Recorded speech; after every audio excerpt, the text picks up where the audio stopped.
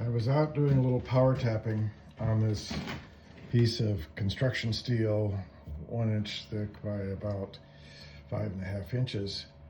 And I needed to put 3/8 16 holes in there.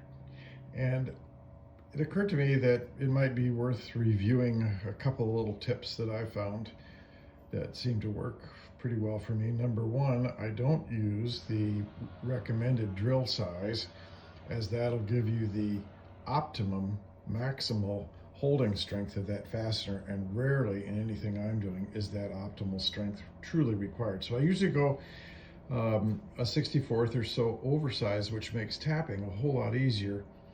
And then secondly, when I put the tap in the chuck, I use a method that helps tighten it up better than simply using the ordinary chuck key.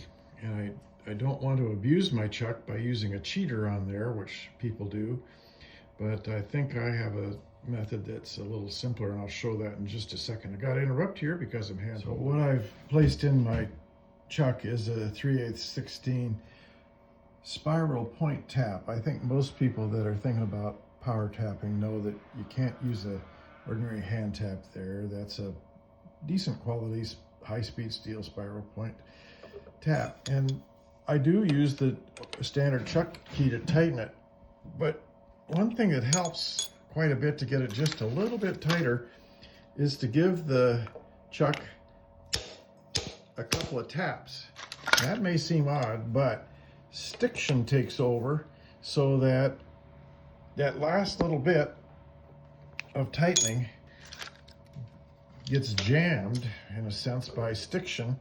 And by tapping the chuck, that releases that little bit and allows you to get just that last little bit of turn on the chuck. And then power tapping works pretty well, up to almost a 1/2 inch. So my next step is just to put in a little bit of common cutting oil.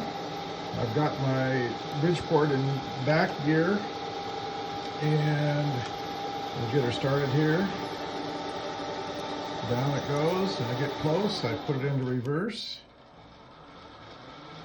because I do have a